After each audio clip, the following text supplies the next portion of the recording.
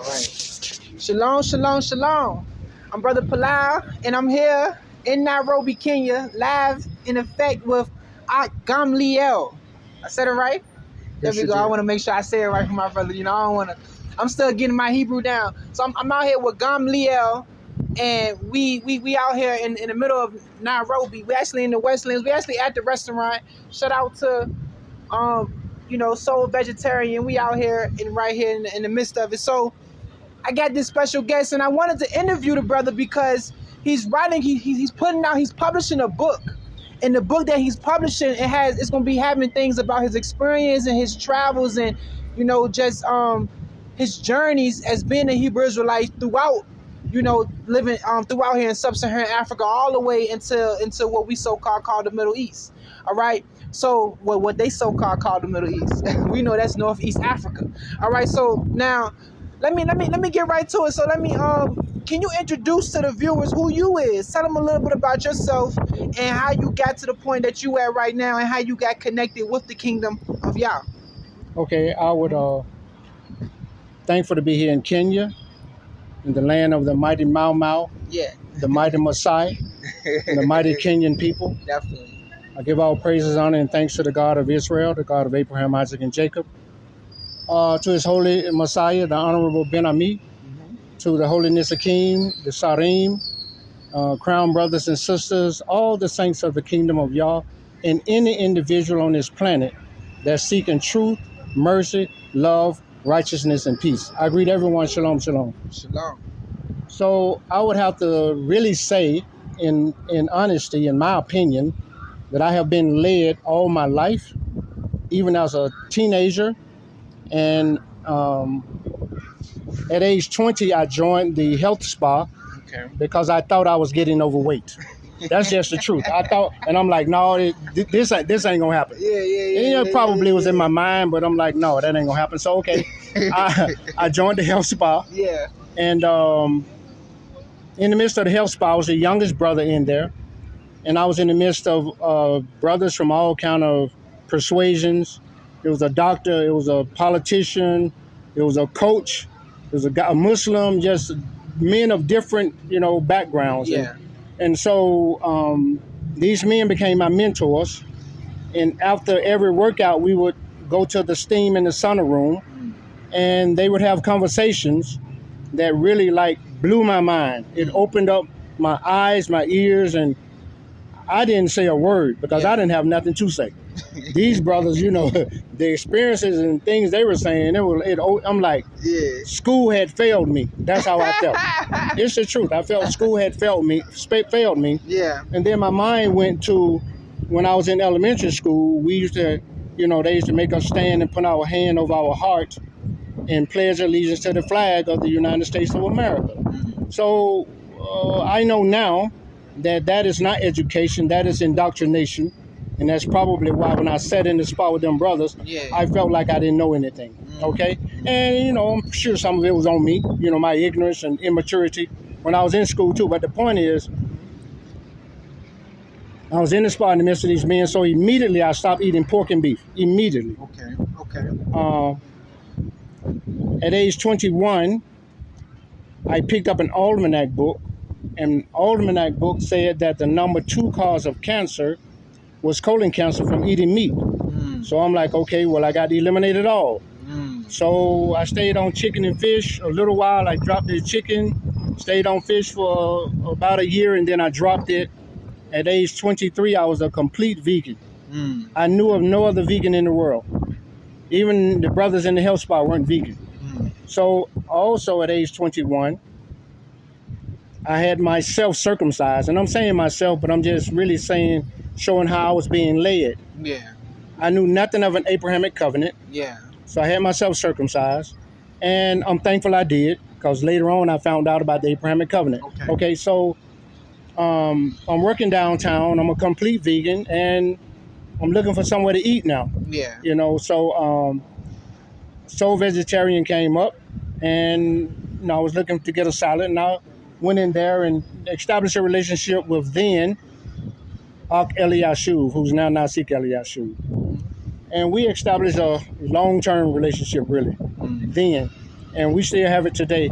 And anyway, I breezed through Atlanta extremely fast. People was asking me later on after I had come back to America out of Liberia, where did you go? Where were you? Because I was in and out so fast. So I consider Liberia my foundation, stomping ground, my foundation in the kingdom, because it is there where I went through my challenges with myself, you know, different environment, different people, different culture, just everything different. Okay. So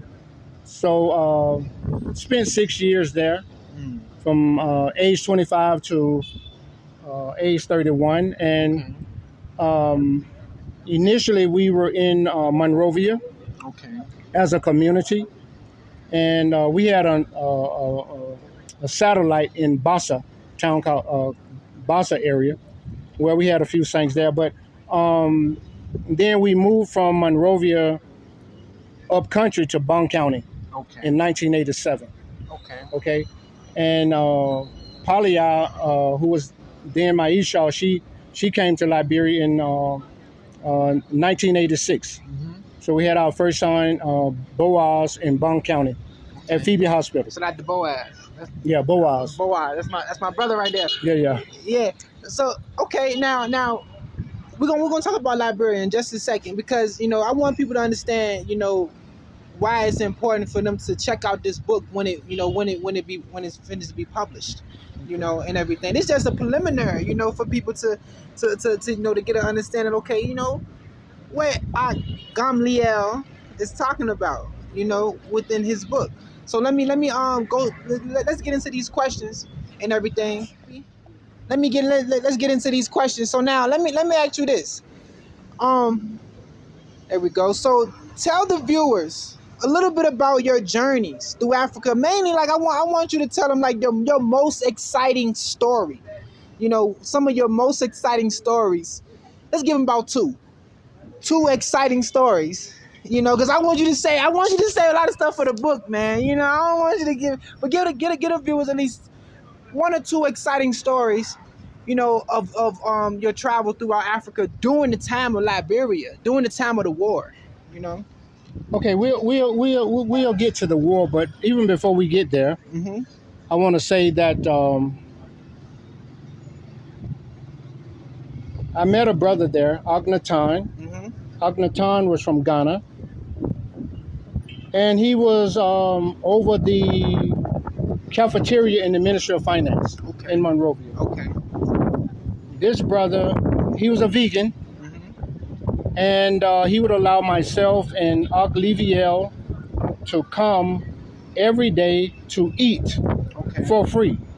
Okay, because he was a vegan. He prepared his food, and I guess the Ministry of Finance was paying for it, but so we ate for free every day.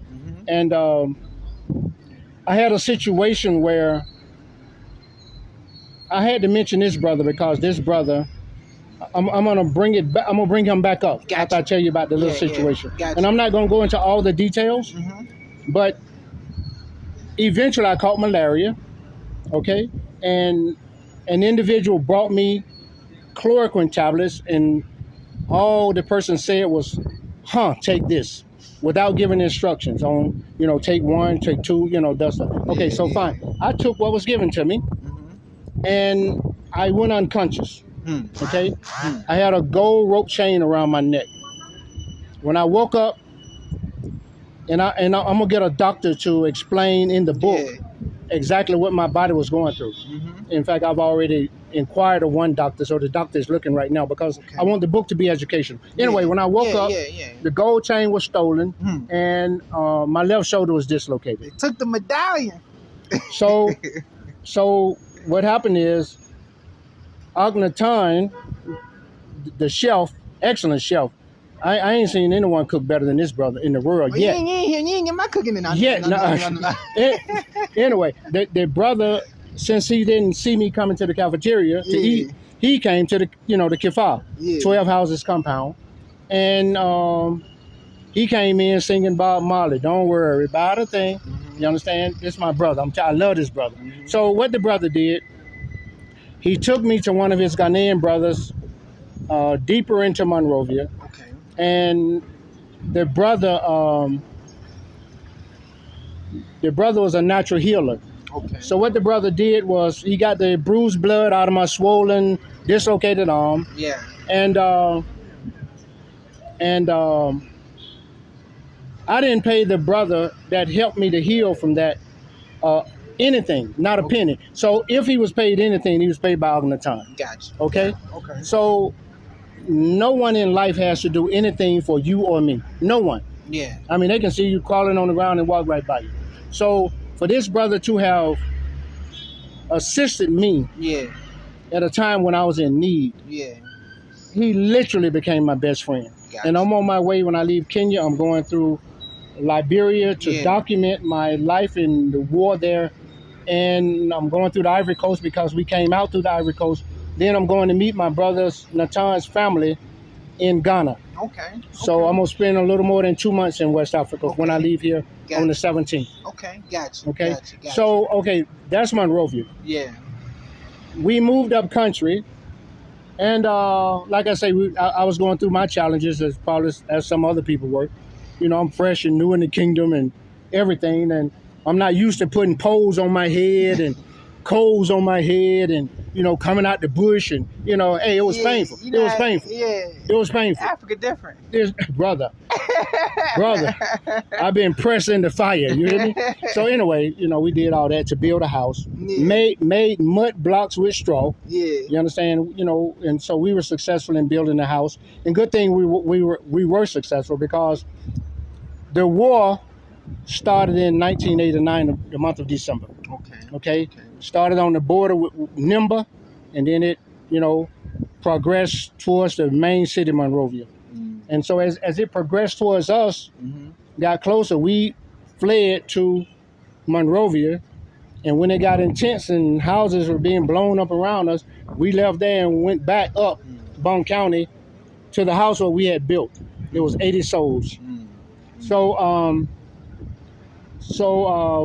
yeah, those are two of the exciting things. And there's a lot to be said in between. Yeah. And all of these things will be mentioned in the book. Gotcha. Nah, that was definitely interesting, man. Definitely interesting. I remember you telling me some things, you know, before, you know, y'all getting stopped by the rebels, you know, and things like that, and getting stopped by the other side, you know, and it's just you know, a lot going on, and you just passing through this, and they allowing y'all to pass through these things. You know, I just think that's very interesting, man. Very interesting. Man. So now we're gonna go ahead and move on to the next question. Now, let's see what this next question is. All right, so now let me ask you this: what inspired you to write a book based off your travels and experience being an African Hebrew Israelite? What inspired you to do that? Can you tell the viewers? Because you may give them some inspiration, you know? Yes. Yeah, thank you for that. Thank you for that question. I have to go back to 1991. Okay. The great Prince Ahk Gahmliel. That's when I'm born. I feel too young now, man. Ahk Gahmliel. Coming out of Liberia, we came through the Ivory Coast. And Abu Ghadol has sent Ahk Gahmliel to locate us. Okay.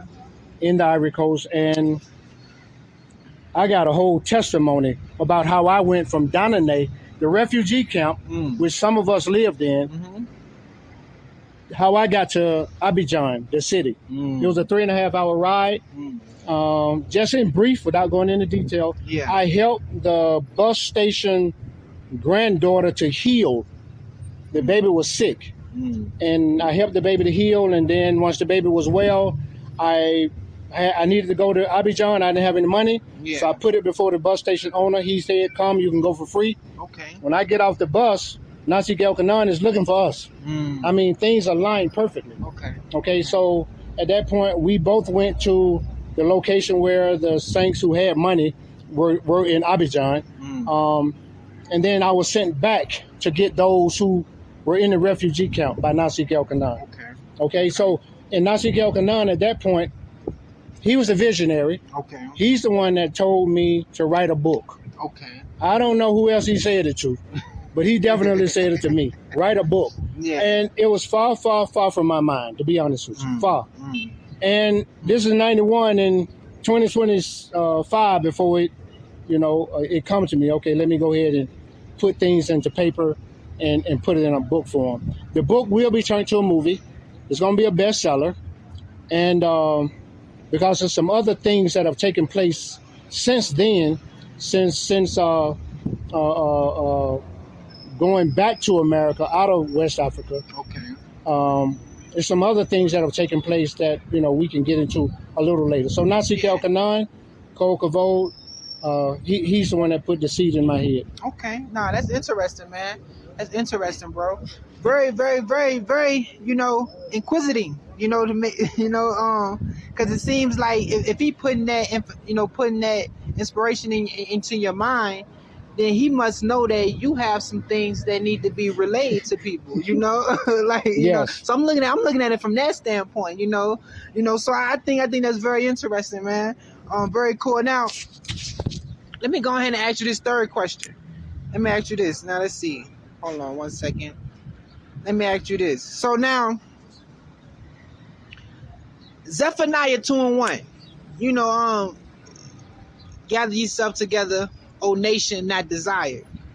Zephaniah 2:1. How do you think Zephaniah 2:1? Gather yourselves together, nation not desired. How do you feel? Well, how do you think this prophecy will play out prophetically? Are you saying nation that desire? Not desired, because Zephaniah 2:1 is Zephaniah 2:1. It states, I'm paraphrasing, but it states, "Gather yourselves together, O nation that's not desired." He's telling us to gather ourselves together. Nation that's, I guess, the nation, they don't desire us to gather ourselves together, or whatever you can interpret it. But it say, "Gather ourselves together, O nation that's not desired," and he's talking about us. Talking about the children of Israel. Yeah, come together as a nation. Okay, I got so how do you feel that this would be, fulfilled prophetically? You're writing a book, that can liberate a lot of people. When it comes to things, and then you have a lot of experience out here with dealing with the children of Israel, with the diaspora and the ones on the continent. So I want to ask you, like, how do you feel, with your understanding, with your wisdom out here, how do you feel this will play out prophetically? Well, I want to start by saying that prophecy is dual. Yeah. Is dual. And America is present-day Babylon. And just like ancient Babylon had the children of Israel in captivity and had all kind of schemes and fed the children of Israel, changed their diet, changed their names. So this is what Babylon has done and is doing. So United States government policy, U.S. Memorandum number 46, part of that memorandum is to keep those Africans born in America, in the diaspora, from ever joining up with our brothers and sisters back on the continent. In other words, they don't want the body to come back together. They don't want the arm to be put on the body and the leg and the head and the feet. They want to keep us divided and separated. Yeah. Just like when Eve was approached by Satan, it was all about dividing her, to separate her from Adam and the mind that Adam had given her. The Creator had given her, Adam and Eve. Yeah. Okay, so Babylon desired not for us to come together. You understand? However, the Creator desires to come together. Yeah. So as far as the nation of Israel is concerned, it is very important for us to, first of all, we know where we come from. Yeah. We come from things that are not conducive to our health. The environment is not conducive. The lies is not conducive. The killing of black people is not conducive to us as a people. Okay, so there's no way for us to come out of that and then go back to desire that. I hope you understand what I'm saying. I understand what you're saying. We have to be steadfast and come what may. You understand? Come what may. We have to deal with it as men, who have stood up and desire to be free on our own. Yeah. Not to be controlled, manipulated, lied to, miseducated, and these things. So it's very important for us to come together. for the tribes to come together. And according to the scripture, Judah is the ruling tribe. According to this, that's not me. According to the scripture, Judah is the tribe that will lead the way. Okay? I think it's Genesis 49th chapter, I think. But anyway, so I hope I answered your question. No, you did. But let me ask you this. This is a sad question based off something you mentioned. Can you elaborate to the people about that memorandum or that constitution that law that was put in place to want African Americans, the diaspora, to not connect to the Africans on the continent, to the children of Israel that's on the continent? Can you elaborate on that? What I can say is that it happened in 1976 under so-called liberal Jimmy Carter. Okay, so it's still active today. It's not like it's a program that's has faded, into the dustbin. No, it's active today. So they desire not to come together. They desire to keep the body fragmented, apart, fighting one another, whatever, and all kind of disagreement. I would have to go back and read more of the document to go further, because there's other things in it as well. Yeah. But definitely part of it is to keep those in the diaspora from ever coming back, joining up with our brothers and sisters on the continent. They told us that Africa is backwards, Africa is disease, Africa is, all the negative connotations. Yeah. They told the Africans that those people, they're not like you. They don't like you. They don't want you. They think they're better than you. In fact, anyway, so and again, they come up with all kind of schemes. The American Colonization Society, back in the 1820s, I think 1847, was when Liberia got its so-called constitution. America got so-called free black slaves to come back to Liberia, right? Now, when they came back, they had the mindset as, like Americans. They thought they were better than the indigenous people. Yeah. You can't come to the continent like that. You're not better. Yeah. You come into a land where there are gods and goddesses. They can teach you how to survive in Africa. Yeah. Because you're being foolish thinking that you're better than them when you need to know how to survive. I mean, there are testimonies in the 1960s when our community went through Liberia, and the local people taught them how to survive. Literally. Yeah. They were hungry. They were starving. Yeah. The local community taught them how to eat, plant food, eat the foods. Don't go to the grocery store. So I'm saying, don't, be careful of your mindset. You're not better than anyone. Nah, most definitely, man. Nah, well answered, man. And I definitely appreciate that answer, for that question. Let me stop. Now, this the last question right here. Now, what's our biggest downfall as a nation? And I'm talking about just, as a nation as a whole when it comes to just diaspora, or so-called African Hebrew Israelites, what we call ourselves, but just as diaspora as a whole. What's our biggest downfall as a nation? What would you say?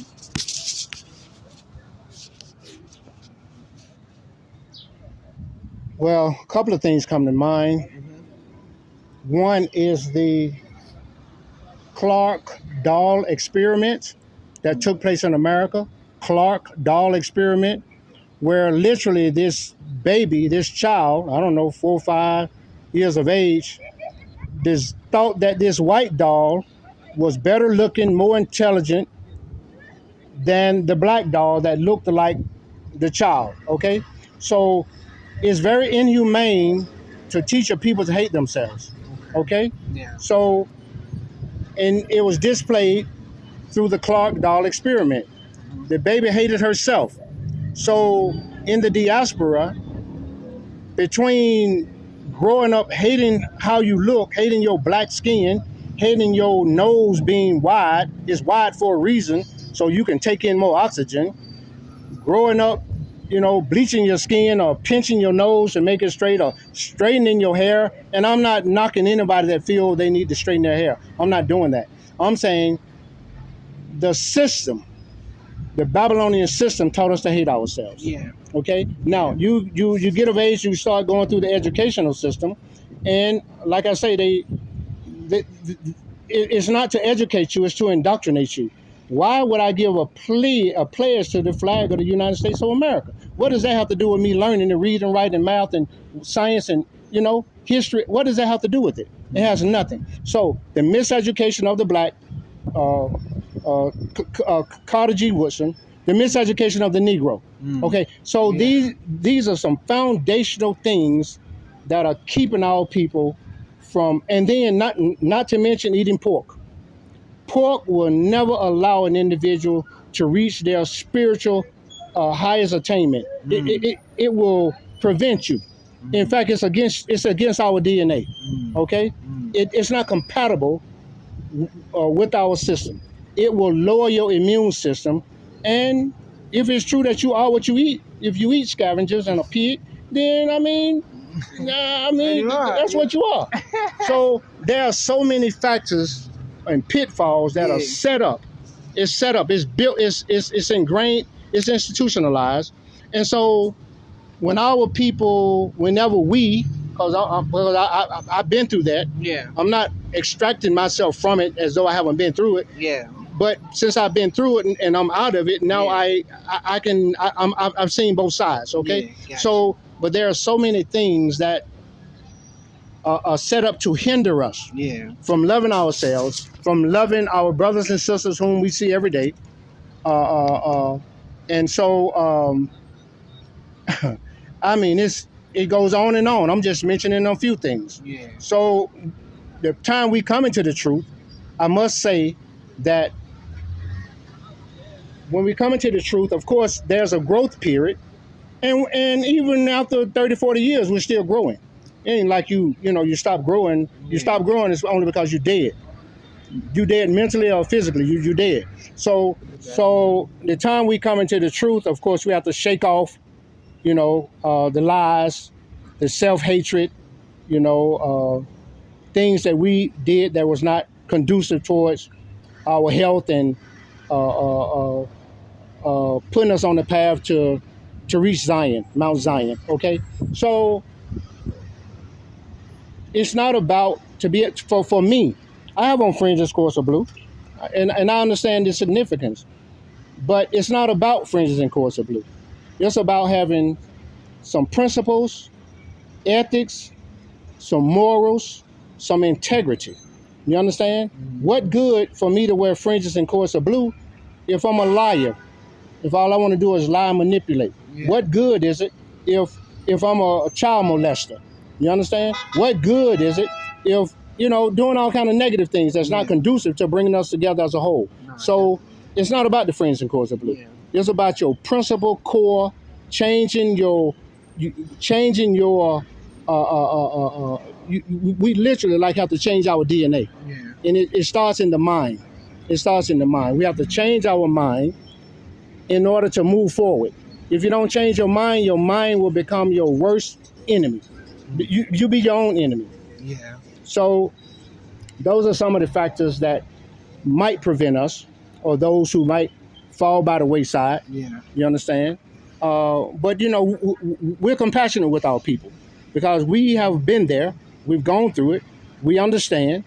And now we see the other side, which is a lot sweeter than going through what our people have experienced on that side. Nah, most definitely, man. Most definitely, man. And it's a blessing to interview you, and I'm looking forward to doing a second interview when you get further into this publication, of this books. So definitely, man, and keep being who you are, which is somebody I can look up to. Hallelujah. Somebody that I can down to. look down to. You understand? You're down. But I want to say one thing. Yeah. Which is going to be the first chapter in the book. Mm-hmm. Okay, because I want the book to start out with impact, to grab the people. Okay, so what happened is this very, very evil Babylonian sister thought that she could do something Wicked. pernicious and wicked Yeah. against one of the sons of Yah. Okay?